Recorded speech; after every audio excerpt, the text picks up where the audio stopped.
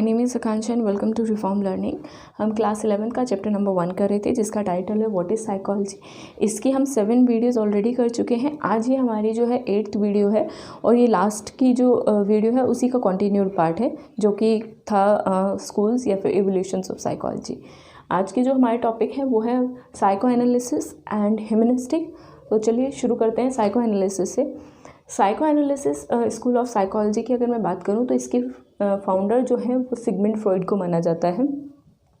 Sigmund Freud जो है इन्होंने बहुत ज़्यादा काम किया है मेंटल इलनेस और थेरेपी उनको ठीक करने के लिए। इन सब फील्ड में इन्होंने बहुत ज़्यादा काम किया है। ये एक न्यूरोसाइकोलॉजिस्ट हैं। सिगमंड फ्रॉइड ने एक विचारधारा, इनकी जो विचारधारा थी वो ये कहती थी कि भाई इंसान का जो बिहेवियर जो होता है ना वो बहुत ज़्यादा प्रभावित होता है उसकी अनकॉन्शियस डिज़ायर से। अनकॉन्शियस डिज़ायर्स वो डिज़ायर्स जो सोशल प्रेशर में आकर या फिर एथिकल मॉरल वैल्यूज़ की वजह से इंसान जो है ओपनली नहीं कर पाता लेकिन करना चाहता है, ठीक है। और इस चीज़ से हमारा बिहेवियर जो है वो बहुत ज़्यादा प्रभावित होता है। इस बात को इन्होंने एक कॉन्सेप्ट दिया था, उससे प्रूव किया था। इन्होंने कहा था कि भाई हमारा जो माइंड है ना वो 3 पार्ट्स में डिवाइडेड होता है। First is conscious, second one is subconscious, सी को मैं कॉन्शियस को सी से डिनोट कर रही हूँ, and last one is unconscious. अब अगर मैं इनके वॉल्यूम की बात करूँ तो फॉर एग्ज़ाम्पल अगर ये हमारा माइंड है तो ये वाला पार्ट जो होता है that is conscious, this one is subconscious, और ये जो सबसे बड़ा हिस्सा जो होता है माइंड का ये होता है अनकॉन्शियस माइंड, ठीक है। अब उन्होंने ये बात कही थी कि हमारा जो कॉन्शियस माइंड होता है ना उसमें वो सारी चीज़ें होती हैं, वो सारी बातें होती हैं जो हमें एट प्रेजेंट याद हैं, ठीक है। सबकॉन्शियस माइंड में वो सारी बातें होती हैं जो हमें थोड़ी बहुत याद है, अगर हमें हिंट मिल जाए तो हम उन्हें रिकॉल कर लेंगे। और अनकॉन्शियस माइंड में वो सारी बातें हमारी होती हैं जो किसी भी प्रेशर के कारण, चाहे वो मॉरल एथिकल हो या फिर सोशल प्रेशर हो, उनके कारण दबा दी गई हैं, ठीक है, लेकिन प्रेजेंट अभी भी हैं। अब ये बोलते थे कि अगर हम बात करें मेंटल इलनेस में, जैसे डिप्रेशन हो गया, एंजाइटी हो गई, या फिर बोलते हैं ना स्लिप ऑफ टंग, एकदम से ज़बान फिसल जाती है कुछ, और बहुत से लोग क्या होते हैं कि बोलना चाहते हैं लेकिन तुतलाहट बनाता है उनकी बातों में। तो ऐसा क्यों होता है? इन सब का रीज़न है उनका अनकॉन्शियस माइंड। अनकॉन्शियस माइंड में जो चीज़ें होती हैं, आप किसी भी चीज़ को अगर दबाओगे तो उसमें क्या होती है, इंटेंसिटी इंक्रीज़ होती जाती है। इंटेंसिटी इंक्रीज़ होती है तो ऑब्वियसली वो जगह, अब इतनी फोर्स जो उसके अंदर बन रही है, जनरेट हो रही है, इतनी इंटेंसिटी, तो उसको निकलने के लिए जगह चाहिए।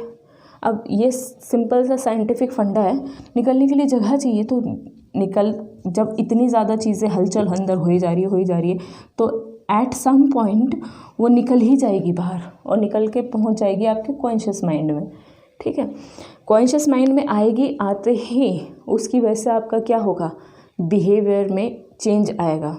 तो यही वो बात बोलते थे कि हमारे बिहेवियर जो है ना सबसे ज़्यादा इफ़ेक्ट होता है हमारे अनकॉन्शियस डिज़ायर से, जो पूरी नहीं हो पाई लेकिन वो अभी भी हैं। और हमारा जो बिहेवियर है उन चीज़ों को, क्योंकि वो पूरी नहीं हो पाई, और इंसान का एक नॉर्मल सा नेचर है कि हमें सेटिस्फेक्शन चाहिए, प्लेजर चाहिए, तो अब क्योंकि वो पूरी नहीं हो पाई लेकिन वो बार बार इंटेंसिटी के कारण बाहर आ रही हैं, कॉन्शियस माइंड में आ रही हैं, तो वो डेफिनेटली आपके बिहेवियर को इफ़ेक्ट करती हैं। जिसका एक एग्जांपल डिप्रेशन है, जो कि आजकल की हमारी लाइफ में बहुत ज़्यादा बढ़ रहा है। डिप्रेशन क्या है, माइंड में आप बहुत सारी चीज़ें जो हैं, बहुत सारी बातें हैं जो किसी कारण की वजह से आप दूसरों से शेयर नहीं कर पा रहे हैं, तो क्या करते हो, अपने माइंड में उन्हें दबाने की कोशिश करते हो। उनको कॉन्शियस से सबकॉन्शियस में डालोगे, सबकॉन्शियस से उनको अनकॉन्शियस में डालोगे। बट वो बातें जो हैं, क्योंकि वो इतनी ज़्यादा इंटेंसिटी में रह रही हैं, तो उनमें फोर्स काफ़ी ज़्यादा है, काफ़ी पावरफुल हैं, वो बार बार बाहर निकलने की कोशिश करती हैं। अब इसमें दो सिनेरियो हो सकते हैं। पहला कि या तो आप बार बार बेचैनी हो रही है आपको अंदर से कि भाई ऐसा ऐसा ये इंसिडेंट्स हुआ है या ये बात है जो मुझे किसी से शेयर करनी है। पहला, अगर आप उसको किसी के साथ शेयर कर दोगे तो वो डिज़ायर आपकी सेटिस्फाई हो जाएगी और आपके बिहेवियर को क्या हो जाएगा, आपको सडनली क्या फ़ील होगा, एक कामनेस फील होगी और आप उस बात से मूव ऑन कर जाओगे। दूसरा सिनेरियो क्या है कि आप उसको नहीं किसी के साथ शेयर कर रहे हो किसी भी रीज़न की वजह से, तो क्या होगा कि वो धीरे धीरे आपकी मेंटल स्टेबिलिटी को क्या करने लगेगी, अफेक्ट करने लगेगी। मेंटल स्टेबिलिटी को अफेक्ट होगा तो क्या होगा, धीरे धीरे एंजाइटी बढ़ने लगेगी अंदर, डिप्रेशन स्टार्ट हो जाएगा। और डिप्रेशन जब बहुत अपनी हाई लेवल पे पहुंचता है तो उसका रिज़ल्ट हम सभी जानते हैं, एंड दैट इज़ सुसाइड। तो इस बात पर सिगमंड फ्रॉइड ने काफ़ी काम करा। उन्होंने मेंटल इलनेस पर, थेरेपी पर बहुत ज़्यादा काम करा और उनका कहना था कि भैया साइकोलॉजी जो है उसका मेन जो रोल होना चाहिए वो होना चाहिए हमारी अनकॉन्शियस डिज़ायर की स्टडी का। उससे होने वाली जो हमारे लाइफ में, हमारे बिहेवियर में उससे होने वाली जो प्रॉब्लम है, जो मेंटल स्टेबिलिटी है, उन मेंटल स्टेबिलिटी के कारण जो मेंटल इलनेस हो रही है, उन सब पे ध्यान देना साइकोलॉजी का काम है और उस पर हमें काम करना चाहिए, उसके लिए थेरेपीज़ निकालनी चाहिए। तो ये सिगमंड फ्रॉइड जो थे वो इन सब चीज़ों पे काम किया उन्होंने, और उन्होंने अपने जो थॉट ऑफ स्कूल था, उनके थॉट ऑफ स्कूल को साइको एनालिसिस का नाम दिया गया। ठीक है। अच्छा, एक चीज़ और, साइको एनालिसिस को सेकंड फोर्स ऑफ साइकोलॉजी कहा जाता है, ह्यूमनिस्टिक को थर्ड फोर्स ऑफ साइकोलॉजी कहा जाता है और बिहेवियरिज्म को फर्स्ट फोर्स ऑफ साइकोलॉजी कहा जाता है। यहाँ पे फोर्स ऑफ साइकोलॉजी से मेरा मतलब क्या है कि 3 ऐसी विचारधाराएं जिन्होंने साइकोलॉजी को सबसे ज़्यादा प्रभावित किया और उसके कारण साइकोलॉजी जो है आज अपने जो करंट जो उसका नेचर है उसमें पहुँच पाई।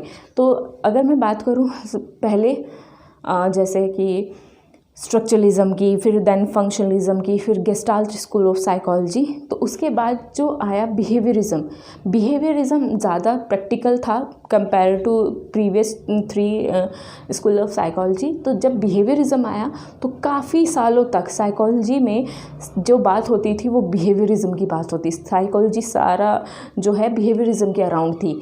तो इसीलिए साइकोलॉजी का फर्स्ट स्कूल ऑफ साइकोलॉजी जो माना जाता है वो बिहेवियरिज्म माना जाता है, first force of psychology, not school of psychology.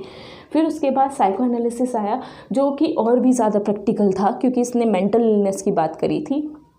तो फिर इसने साइकोलॉजी में एक भूचाल लाया काफ़ी समय तक, इसने भी साइकोलॉजी को रूल किया। And then third one is humanistic, ये आया, तो इसके बारे में हम बात करेंगे।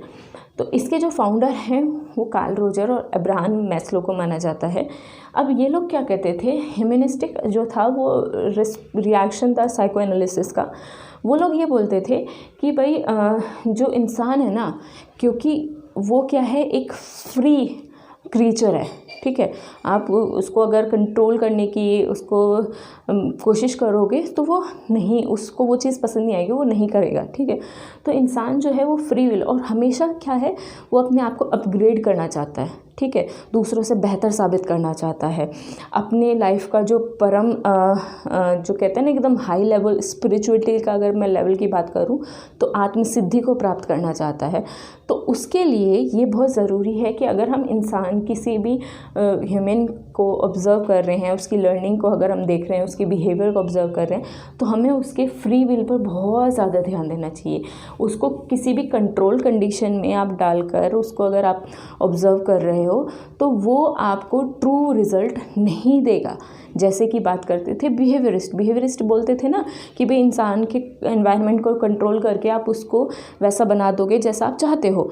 तो ये वही बोलते थे कि भाई इंसान जो होता है उसका नेचर ही है, बाय डिफ़ॉल्ट ही है कि वो एक फ्री विल है। आप उसको कंट्रोल एनवायरनमेंट में अगर आप डाल दोगे तो बेशक आप उसको वो बना दोगे जो वो आप बनाना चाहते हो, बट इसमें उसकी चॉइस, उसकी पसंद का क्या वो लाइफ लॉन्ग उस चीज़ को कंटिन्यू कर पाएगा?